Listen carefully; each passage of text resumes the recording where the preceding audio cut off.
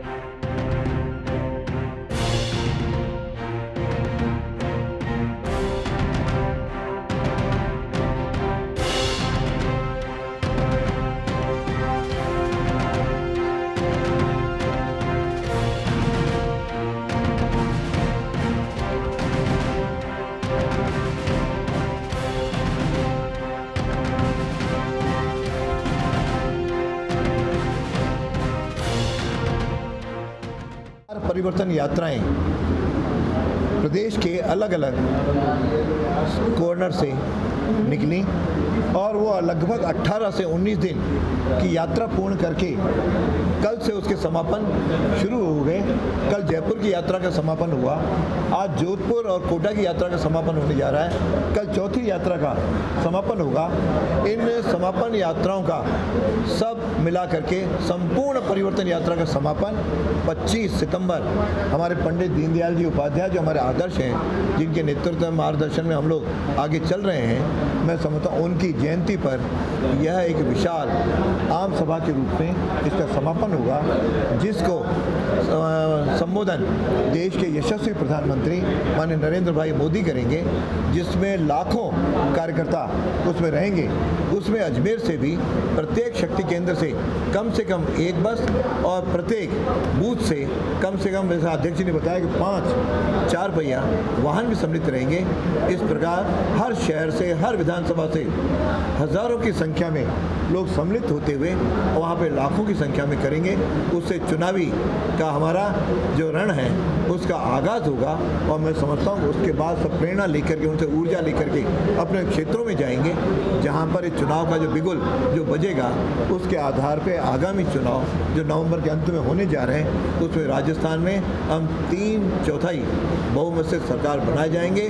क्योंकि एक ही बात मुझे कहनी है कि इस समय अशोक गहलोत की सरकार जा रही है और वह अपने अंतिम सांसें गिन रहे हैं सरकार, क्योंकि आज उनसे युवा भी नाराज़ हैं, किसान भी नाराज़ हैं, महिलाएं भी नाराज़ हैं और आम जन जो कि कानून व्यवस्था से बिल्कुल अराजकता के माहौल में से जी रहा है वह भी त्रस्त है। इन चारों पांचों बिंदु और युवा जिसको 5 साल में नौकरी नहीं दे पाए, अब केवल नित्य नए जो फ्री घोषणाएं कर रहे हैं, मैं समझता हूँ ये उनका फ्रस्ट्रेशन है कि जब आदमी फ्रस्ट्रेट होता है तो सत्ता बचाने के चारों ओर भाग दौड़ करता है। उसी में ये नित्य नई घोषणाएं करके जनता को भ्रमित करने का प्रयास कर रहे हैं। लेकिन जनता ने पूरा नैरेटिव अपना बना लिया है कि सरकार को हमको विदा करना है, जिसके आधार पे चाहे स्थानीय समस्याओं, मैं कल पूरे झालावाड़ से लेकर के अजमेर तक आया हूँ, पूरी सड़कें बुरी तरह टूटी हुई हैं। इवन जोधपुर जा रहा हूँ, जोधपुर की इनकी विधानसभा में भी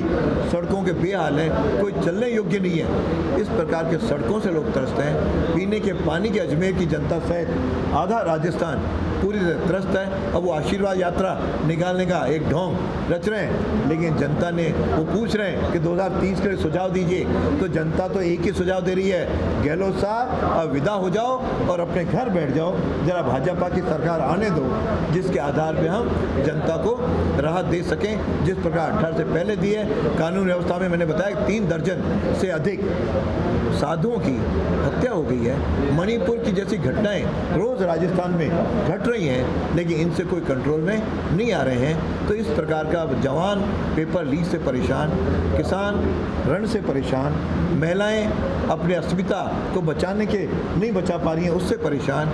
इस प्रकार का हर वर्ग जो आज परेशान है। ये परिवर्तन यात्राओं में अपार मिल रहे जन समर्थन से प्रतिबिंब होता है कि भाजपा आ रही है, कांग्रेस जा रही है। का दिन हमारे देश के लिए बहुत ही ऐतिहासिक दिन रहा, जब वर्षों से लंबित महिला आरक्षण विधेयक, जिसे नाम दिया गया नारी शक्ति वंदन विधेयक, जो कल संसद के अंदर जिस प्रकार से लोकसभा के सदन के अंदर पारित हुआ, सबसे पहले मैं उसके लिए माननीय मोदी जी को और साथ ही इस देश की आधी आबादी पूरी नारी शक्ति को बहुत बहुत बधाई प्रेषित करता हूँ। और ये ऐतिहासिक काम जो माननीय मोदी जी ने किया है, उनका धन्यवाद ज्ञापित करने के लिए पूरे हमारे देश भर से, प्रत्येक प्रदेश से, प्रत्येक जिले से हमारी नारी शक्ति यहाँ से प्रत्येक जिले से एक बस के रूप में और उनको धन्यवाद देने के लिए दिल्ली पहुँची है। आज पूरे देश भर में सभी जिलों के अंदर इस विधेयक को पारित करने के लिए हमारी महिला शक्ति, हमारा महिला मोर्चा के कार्यकर्ता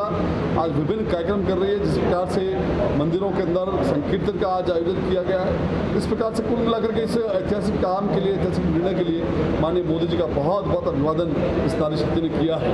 साथ ही जिस प्रकार से परिवर्तन जनसंकल्प यात्रा जो हमारी विभिन्न स्थानों से निकली और आगामी 25 तारीख को उसकी पूर्णाहुति के रूप में जयपुर के दादिया ग्राम में एक विशाल महासभा, जिसे नाम दिया गया है परिवर्तन संकल्प महासभा, ये आहूत होनी है। उसमें हमारे अजमेर शहर जिले से भी अधिक से अधिक संख्या में कार्यकर्ता पहुंचे। हमने लक्ष्य तय किया कि हमारी जो बूथ समितियां बनी हुई है, हमारे जो पन्ना प्रमुख है, वो सभी कार्यकर्ता उस कार्यक्रम में वहाँ पर पहुँचेंगे। और इसकी तैयारियों के निमित्त हमारे जिले की बैठक हुई, जिले की बैठक के बाद हमारे मंडलों की बैठकें हुई और मंडलों के बाद शक्ति केंद्र की सारी जो बैठकें हैं वो हमारी आहूत हो रही है। और जिस प्रकार से हमने लक्ष्य तय किया गया है कि प्रत्येक जो हमारे शक्ति केंद्र है, जिले में 138 शक्ति केंद्र है, इस प्रत्येक शक्ति केंद्र से एक बस और साथ ही प्रत्येक बूथ से हमारे 4 पहिया वाहन कम से कम 4 की संख्या में जाने का हमने तैयारी की है। उनकी लिस्टेड हमने किया है और एक सूचीबद्ध करके एक विशाल संख्या के अंदर, हजारों की संख्या में हमारे कार्यकर्ता जयपुर में उस दिन माननीय मोदी जी को सुनने के लिए पहुंच रहे हैं। हमारा 17 सितंबर से 2 अक्टूबर तक का एक सेवा पखवाड़ा प्रारंभ हुआ है। माननीय मोदी जी के जन्मदिवस से लेकर के महात्मा गांधी जी के जन्मदिवस पर ये जो सेवा पखवाड़ा रहने वाला है, इसमें हमारे रक्तदान शिविर, हमारे निःशुल्क चिकित्सा शिविर, हमारे जो SC बस्तियाँ हैं उनके अंदर हमारे मोर्चे के कार्यकर्ताओं द्वारा जो है सेवा प्रकल्प के कुछ कार्यक्रम हमने तय किए हैं। लगातार इस पखवाड़े को सफल बनाने के लिए विभिन्न योजनाएं हुई है। विभिन्न सामाजिक हमारे सम्मेलनों की तैयारी हमने की है, जिसमें महिला सम्मेलन, OBC सम्मेलन, हमारे प्रभावशाली व्यक्तियों का सम्मेलन, इस प्रकार की रचना संगठन के कार्यक्रमों की एक श्रृंखला आगामी आपको 10 दिन में मिलने वाली है। और कुल मिलाकर के आगामी चुनाव के दृष्टि से हमारी भारतीय जनता पार्टी पूरी तरह से कर्तव्य और संकल्पबद्ध होकर के इस कांग्रेस की निकम्मी और नकार सरकार को उखाड़ सकेगा।